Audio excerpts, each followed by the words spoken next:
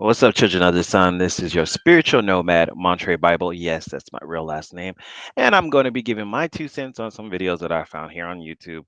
Just giving my little reaction. This one is called Are Children the Losers of the Sexual Revolution? Came across my news feed. As always, I will put the link in the description if you want to watch the full video on your own or subscribe to their channel. Let's, now, without further ado, let's go check it out. At a time in humanity when we can choose what we want for companionship. We're no longer virgins at marriage. Man is no longer the head of the household. It's who we love, who we choose, how we partner, and how we raise our babies as a team. There's a theory among anthropologists, this question of the puzzle of monogamous marriage. Why on earth would monogamous marriage have come to be so widely adopted by some of these extraordinarily successful civilizations? And the answer seems to be because monogamy makes societies more stable, more peaceful, more prosperous. And we know how humans are. Monogamy is about keeping problems at bay because people get jealous. And when people get jealous, people commit crimes. They kill each other. They do things out of jealousy. I mean, when you just have people sleeping around all willy nilly with whoever they want to, you're taking out the equation that people have emotions. And even though people say, well, I mean, I'm not judging anybody who wants to be polyamorous or whatever. That's you. The majority of people aren't wired like that. Monogamous societies have lower levels of child abuse, have lower levels of domestic abuse. What matters is parenting. What matters is how we raise our kids. And I do think that it's quite possible to imagine a renewed future for marriage based around egalitarianism between men and women, but a shared commitment to kids. We adults, we Wait, what happened? Isn't marriage and family? Marriage is about creating a family and raising a family. Now, of course, as you can tell, I have a different flavor about things, but I still believe that you know when people get married, they should be committed to each other. And it is about raising a family together, not just hey, we're together. I mean, you could be boyfriend and girlfriend and be together. think we socialize our children, but our children are actually looking around and socializing themselves according to the norms that they see around them. Our children watch for models, and so in that sense, They look at the they parents learn first. how to act Hmm. according to their society, so to speak. I would say the first 4 years, your children are looking directly at their core unit. It's in stages of four. They're looking the first 4 years. Kids are looking at their mom, their dad, and if they have siblings, their siblings, and that's who they're learning from. Behaviors. So if you see a kid that's 5 years old and they are really acting wild, I just saw a video about kids knowing the songs to Sexy Red or something like that. I don't listen to Sexy Red, whatever. But no kid, from what I've heard of her songs, no kid should be repeating those lyrics. Um, but obviously, someone in that core group or these parents are keeping or having their children hang around adults outside of the family unit who are listening to this music. So when kids have certain behaviors early on in life, they are getting that from their core group of people, which should be the parents, mother, father, auntie, uncles, stuff like that, siblings. Before we delve deeper, a brief word about our sponsor for this video, BetterHelp. At Big Think, we're always keen to explore new perspectives and challenge our understanding of the world. Here's therapy. Thankfully, Skip BetterHelp ahead. Crime and antisocial behaviour. Girls are less likely to get pregnant as teenagers. Both sexes do better academically. Almost every possible metric you can imagine. It is better for children to have married parents. There's the growth in what you might call the dad deficit or fatherlessness because of a real shift in the shape of families. A danger, frankly, that we're just benching dads. If they don't fit the traditional model of what it used to mean to be a father, to be a breadwinner and a provider, then the danger is that they feel benched as a result and that they get benched by societies, benched by families. And when 4 in 10 children are born outside marriage, and most children to less educated parents are born outside marriage, then we have to reinvent what it means to be a father. And back in my day, there I go sounding old. Um, when not having your dad around was looked down upon. I mean, it was like, you ain't got no daddy. You know what I mean? Um, so that's because it wasn't the majority. Nowadays, most kids, their dad is not in the home, which is saying something about society. It used to be like, you don't know who your daddy is. You know, that used to be a joke. It used to be a joke to say that. It used to be a joke that, someone didn't have their dad around. It was embarrassing too. Not that my dad wasn't, they divorced when I was 7 or 8. But I still I knew him. I knew him. He just wasn't the best. It's the 80s. Um, and plus he bad behavior. I didn't want to be around him either way. But um yeah, when you don't know your father at all, that leaves a question in your mind. You don't know who you are. You only know half of yourself. And every child deserves to know who their family is, including their father, no matter how negative they may be, which I learned on in adolescence, which is a whole nother story. I could talk about it. Because right now, men are still being held to an old standard of what it meant to be a successful father in a world where that is neither possible for many of them or even desirable. Because what we've seen is as women have grown in economic power and economic independence, then of course they're going to choose to be with a man rather than being forced to, as in the old days. This is probably the greatest liberation in human history, honestly, that women can now choose whether to be with a man or not. But it does pose some really sharp questions about what fathers are for. And until we escape the obsolete model of the breadwinner father, then we will continue to see more and more men being left out of family life. And the kicker is that boys in families that don't have a father presence suffer much more than girls. And so then what happens is that male disadvantage can become intergenerational, because if the fathers are struggling and therefore not really involved in their kids' lives, then the boys are the ones who suffer most, who will then go on to struggle themselves in education and the labor market. And boys have a very different aggressive level that comes out in different ways, where girls will cry. Boys, not so much when they're growing up, especially going through puberty, having a lot of hormonal changes. Boys go through that too. And when they get emotional, they get angry.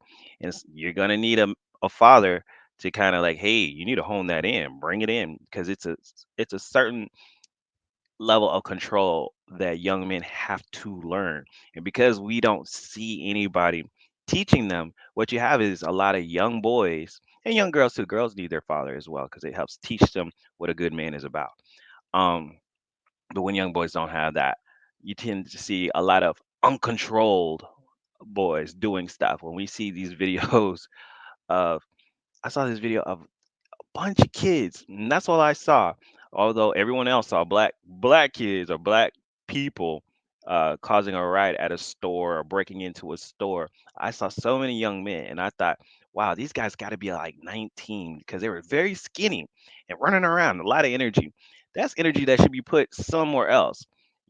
This is why we put boys in sports because they have so much sexual energy, they have so much aggressive energy, and they don't know what to do with it. And if they don't, they end up uh, fighting, tearing up stuff that because they don't have any respect and they have no self control.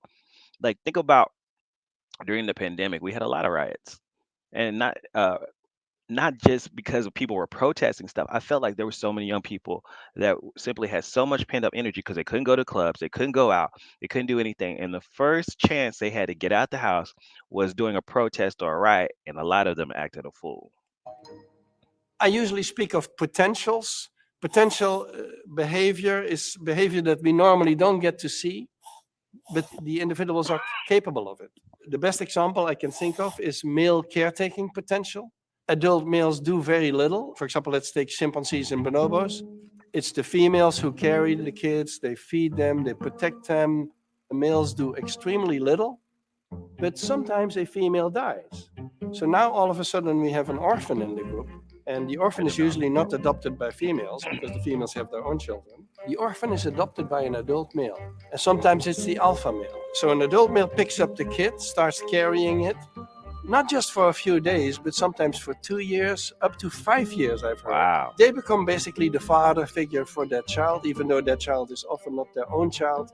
But they pick it up and they start to take care of it, and they wait for it, and they protect it, and so on. So males have this caretaking potential that we normally don't get to see, but it's very highly developed actually in them.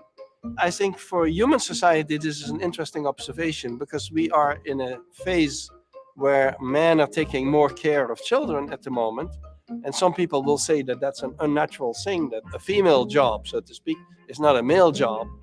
But if you look at the other primates, we see that they have that potential, clearly. Yeah. The males do have that potential. And looking at primates, when bringing primates into the picture, yeah, primates, are they monogamous?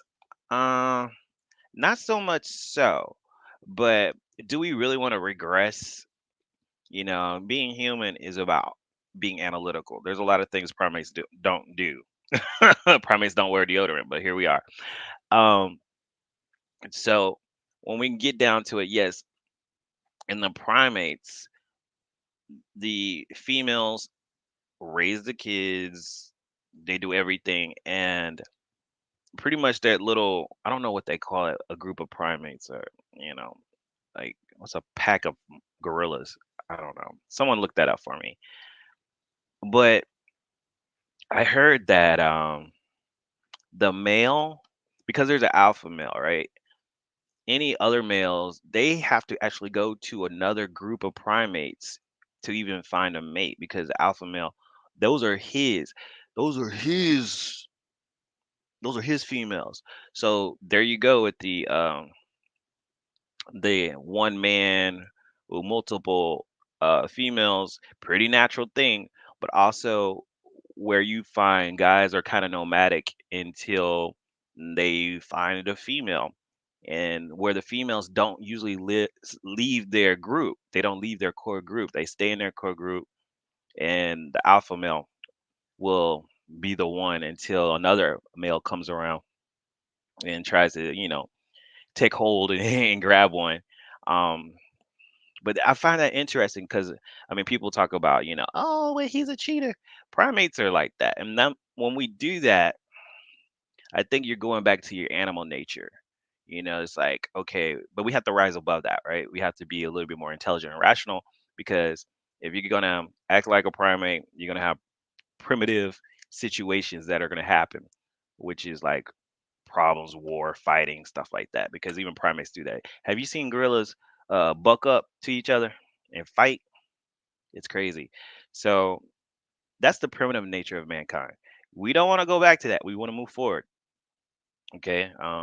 There's way more to humans than the animal brain. Potential to do that. And our species, we evolved over time nuclear families in which men were more involved in childcare anyway. So I think our species has that potential even more Well, than the other primates. I mean, men and families came about because you have to protect the family. The men protect the women, women protect the children. A man can't protect a child 24/7 if he's out working or trying to find food for the family. So this has evolved over time as we get technology, because, well, we don't have to hunt anymore. Now we don't have to work on a farm anymore. Then it was like, okay, we don't have to go to the office anymore. We can stay at home. I think you're going to see, with more remote jobs, you're going to see more fathers being way more active in their children's life. I see it all the time when I'm dealing with clients. But with that, there still needs to be the role of protection. Well, the mother is supposed to protect the child. How does she protect the child? It's going to be on a more of a virtual level of what is this child getting? Remember, I was talking about Sexy Red. What is this child listening to? What is this child watching on television? What is this child watching on the internet? And the male protects the female when it comes to whatever else she can't protect herself with. While she's watching a child, watch her back, make sure nothing's happening to her. That's the family unit traditionally, as as it should be, right? But everyone's like, I can do it by myself. Okay, fine, do it. But I wouldn't mind having somebody have my back, and in a lonely world, you need someone who's going to watch you back. And children definitely need that from both sides. They need at least two people, because children are a handful. as a I parent would not want to do myself, it by myself. there were certain forms And of I'm not. doing harm that I certainly prohibited, but I also talked about. My own kid is 28-year-old cis heterosexual who is very possibly more adamantly anti-homophobic than I am. I mean, I will make jokes that he will not accept as jokes. So I'm not responsible for that. He grew up in a culture and became part of a world that's very mindful about what is hurtful and what is not. And it could very well be that as much as I have fought homophobia my whole life, that I have more to learn from a younger generation than I have to teach a younger generation. Right now, love is changing. In the past, both men and women married in their early 20s. Love is Now they're changing. marrying in their late 20s. This very long period of Relationships are changing. pre-commitment, slow love. They're getting to know each other very slowly. They're starting these days, oh, just friends, we're just friends. Then they move into friends with benefits. You learn a lot between the sheets, not just the way somebody makes love, but whether they are patient, whether they're kind, whether they've got a sense of humor. Then, if that all works out, then they go out on the official first date and tell friends and family. And see, back in the day, um, we let's be honest, marriage wasn't about love. Marriage wasn't about love. It was about security. Now it's about love because we were thinking like, women, what women could do back in the day. She's gonna be on live on the farm of her father and her mother, okay? And she couldn't own what women couldn't own land, couldn't own property, couldn't vote during the early 1900s, late 1800s, and so forth, going further on back. So a woman getting married is security. It's a financial security thing. Um, and you want to find someone you get along with, but I don't. Do you think everyone who got married liked the person at first? That's what arranged marriages are about. When parents set you up with someone else, I don't think most of those people liked each other, but they end up getting to know each other after the fact. Oh, I'm spilling my coffee everywhere. About the relationship, and then they slowly move in together, and then they marry. Over 95% of singles say they're looking for these 5 things: somebody who respects them, somebody That who makes they sense. can trust and confide in, Hmm. somebody who makes them laugh, somebody who makes enough time for them, and somebody who they feel physically attracted to.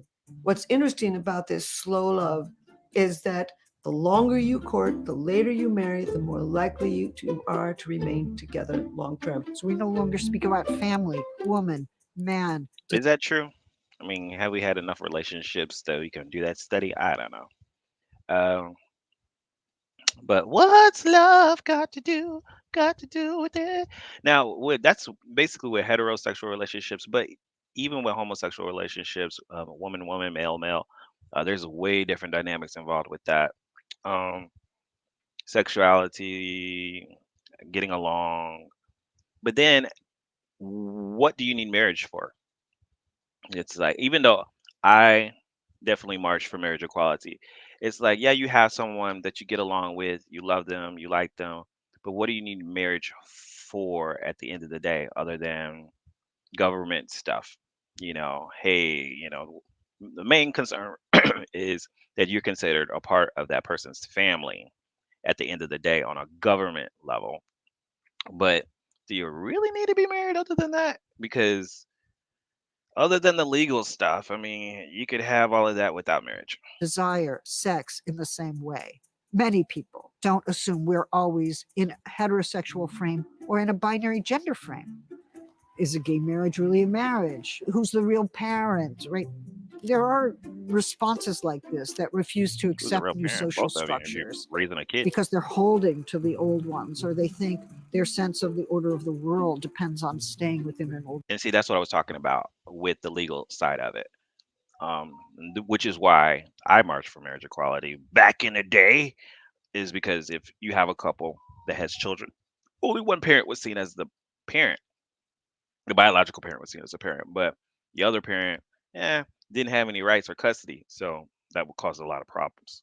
Older vocabulary and an older framework. But we have to allow ourselves to be challenged and accept the invitation to revise our ways of thinking, because that's the only way of being open to people who are trying to make their claim, sometimes for the very first time, to be heard, to be known, to be acknowledged. Only a minority of people now think that it's important to be married, I to hate have a that good word, life. So for minority. sure, there's the romance and the love stories and so on too. But as I look at the trends, and in particular these class gaps in marriage that we see, it looks to me as if marriage has become something actually no more romantic than it was before. So if before it was based on economic dependency, I think now it's something like a joint venture for raising kids between more equal partners for sure. But it's really a commitment. Marriage does not ensure the parents gonna raise their kids, though. You know, let's look back in the day again, back in the country days. Uh, I know a lot of stories where men were married to multiple women and had multiple kids in different parts of the city or in another state. So yeah, Device. It's really a way of signaling we're going to have kids. We I want ain't to gonna be invest naming heavily in names. those kids, in time and money and so on. Let's do it together. And so I actually think that it's much more about parenting than it is about love, and that's certainly better than one of economic dependency. But I don't think we should get dewy-eyed and think that marriage has become this kind of wonderfully kind of romantic, I think marriage should expressive, be about building individualistic something, thing and that where building something should husbands and be wives are children. now writing poems to each other on a daily basis. They're actually not. They're juggling childcare and figuring out who. So in other words, my opinion is my 2 cents is if you plan on having children or you have children, it's better to be married. To have someone to help you out. That's where that assistance comes because one kid, two kids, yeah, people can do it by themselves. But when you're trying to work all the time and you don't have kids need attention. Just working with kids in the past, I'm like, man, these kids need a lot of attention. And if you don't have the time, they're gonna be making time learning from somebody because kids are always learning. But where are they learning it from? If you have to work 24/7, and then if any of y'all are single parents, y'all probably know I'm not a single parent, but my mom was. When I tell you, me and my sister used to get in so much trouble, and that was before the internet. Oh, we be home alone. You can't leave your kids home alone now, right? Boy, we used to be home alone all the time. And woo, my sister had just turned 13. Yeah, I have to tell y'all later. Who's got to go to the parents' evening and who's going to pick up their kid from the baseball game, and sitting down on Sunday nights and figuring out what the week's schedule looks like, which is much more egalitarian than the old model, but not much more romantic. As a matter of fact, what we're doing now is we're moving forward to the kinds of partnerships that we had a million years ago. A For million? millions of years, Girl, how you know our what we were ancestors doing a lived million in these years? little hunting and gathering groups. Women commuted to gather their fruits and vegetables. They came home with over 50% of the evening meal. The double income family was the rule. Women were just as powerful as men, sexually, socially, and The economically, matriarchal and they society. could leave bad partnerships to make a better one. The institution of marriage is pretty much So this is talking about the matriarchal society. And tell me what you guys feel about this because I've heard about this. Okay. Women need commune or community. Men, not so much. Men can live by themselves. That bachelor pad syndrome, bachelor cave, man cave. Men have no problem being solo, being by themselves, which women really can't understand. Women are community types. Women meet with their girlfriends and hey, let's hang out. Not that guys don't, but men cannot see their homeboys for a while and not care. Um, in a matriarchal society, what I was watching on that? I have to find that video.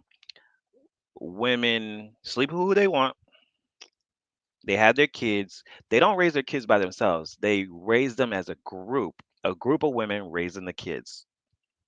So it would be the actual mother, maybe her best friend, sister, a grandma.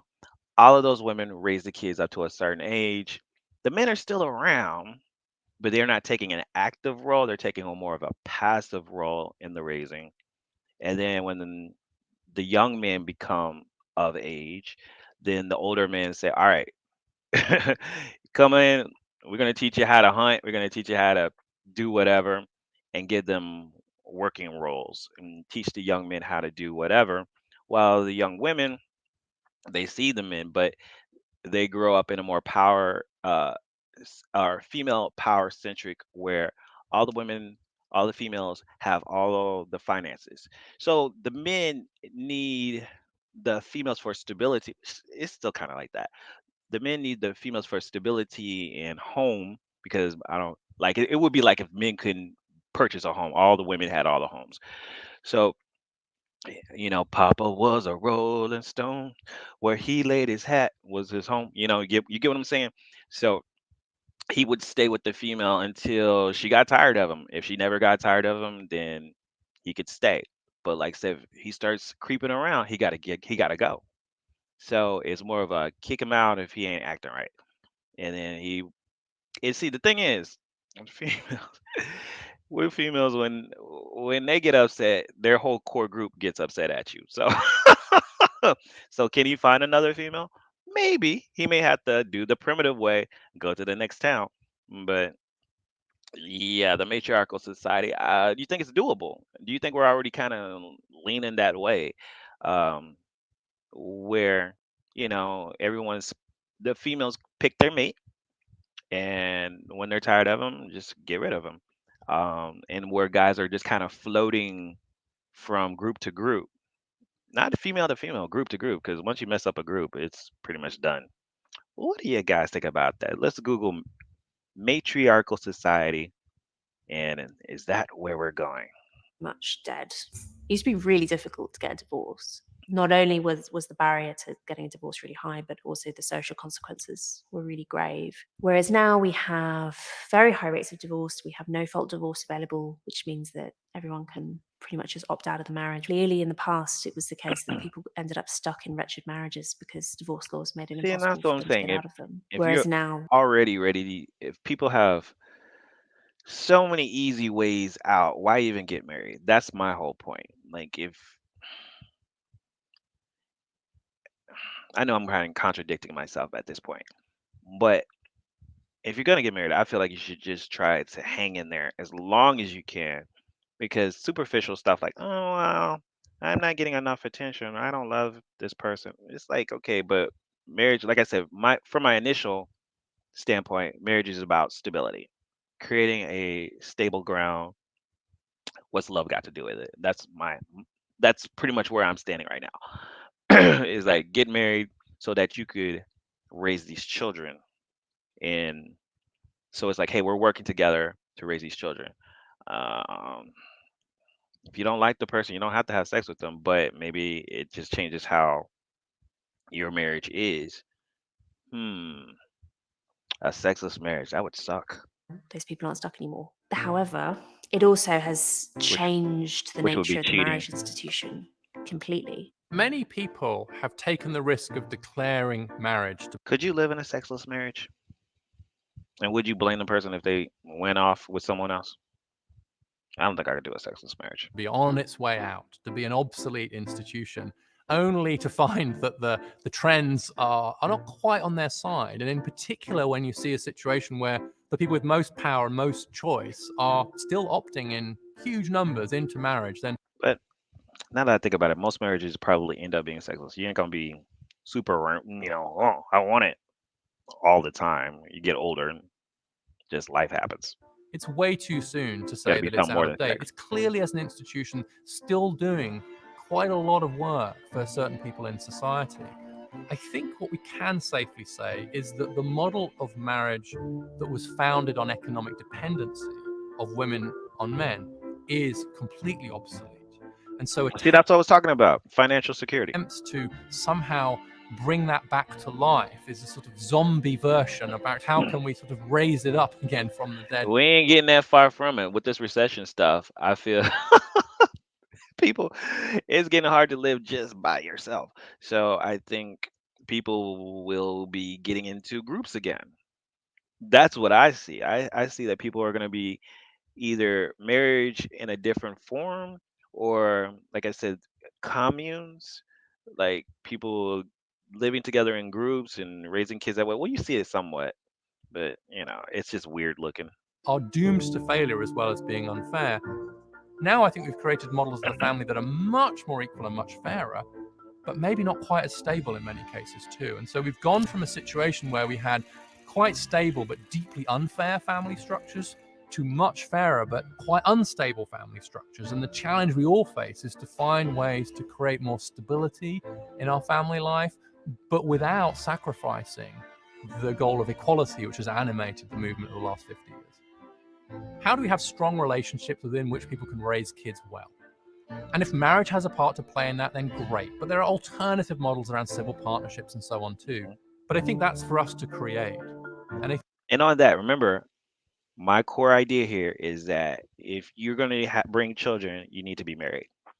If you have a homosexual relationship, let's say a male-male relationship, and you have a daughter, that'll show her how men should treat women as she grows up, but she still needs um, a female role model. So in homosexual relationships, you have to go over and beyond to make sure you include a a female role model, whether that's grandma or one of the aunties. Maybe someone has a sister that's going to be active in the family, in that core group, in that first 4 years, and then because in the second 4 years, as they go on to 8 years old, they start looking at their friends as examples where kids go through that, and then on the third stage, when they go from 12, was it 12? Yeah, 12 to 16. Uh, it's not only just friends, it's how they want to be seen to the outside world, not their friend group, but their friend group and their enemy group. That's where you get all the bullies and stuff like that. So the friend groups, that's a whole nother conversation. But it happens in 4 years. But heterosexual relationships naturally have the male female dynamic where the kid, no matter their sex, they will be able to see themselves and how to treat the other sex, versus homosexual relationships need to go a little bit extra either way. Even just to have children have to do extra, but you have to have, like, if you're two lesbian couples, need to make sure that they have a male role model if they have a son. If they don't have a male role model, I think you do your child a disservice. Period. Period. And that's including single mothers too.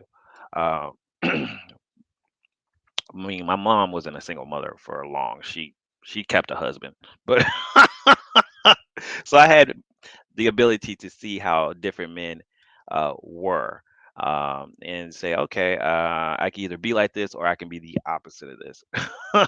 think we should be careful not to assume that the way to restore marriage as an institution is to bring it back the old model. Nah. If marriage is to survive, it will be in a new model, not a restoration of the old model. All right. So, guys, that's the video. You can watch it.